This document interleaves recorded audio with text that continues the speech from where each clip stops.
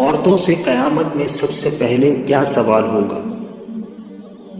ارشاد نبی صلی اللہ علیہ وآلہ وسلم ہے، حضرت انس رضی اللہ تعالی عنہ سے روایت ہے کہ آپ صلی اللہ علیہ وآلہ وسلم نے فرمایا، قیامت کے دن عورتوں سے سب سے پہلے نماز کے متعلق سوال کیا جائے گا کہ پابندی کے ساتھ وقت پر ادا کیا تھا کہ نہیں۔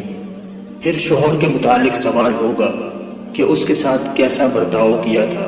اس حدیث کے فائدے میں لکھتے ہیں، حشر کا میدان جو قلب و جگر کو پگھلا دینے والا ہوگا، اس میں عام مسلمانوں سے خواہ مرد ہو یا عورت سب سے پہلا سوال نماز کے متعلق ہوگا۔ قیامت کے دن جو جان کو پگھلا دینے والا ہوگا، اس دن سب سے پہلا حساب نماز کا ہوگا۔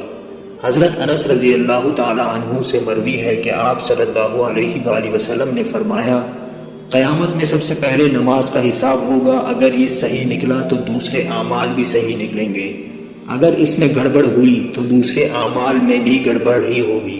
عورتیں نماز میں بھی کوتاہی کرتی ہے۔ نئی عمر کی جوان عورتیں اکثر تارک نماز ہوتی ہیں، کچھ تو بہانہ بناتی ہیں، بچوں کا پیشاب کپڑے میں لگا رہتا ہے۔ افسوس کہ یہ سب بہانے قیامت میں نہیں چلیں گے، جب سزا ملے گی تب پتہ چل جائے گا۔ اس لیے عورتوں کو چاہیے کہ نماز کی پابندی کریں۔ گھر کی بڑی عورتوں کو چاہیے کہ چھوٹی عمر ہی سے پابند صلاۃ بنائیں۔ شروع عمر کی عادت اور پابندی کا اثر پوری عمر باقی رہتا ہے۔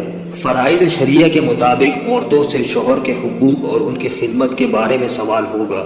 آج کل کے دور کی وہ عورتیں جو ملازمت کرتی ہیں، آفس دفتر وغیرہ میں کام کرتی ہیں، وہ شوہر کی خدمت میں کوتاہ ہوتی ہیں، حتیٰ کہ ایسی عورتوں سے کھانے تک کی سہولت نہیں ملتی۔ ایسی کوتاہی کل قیامت میں قابل گرفت ہوگی۔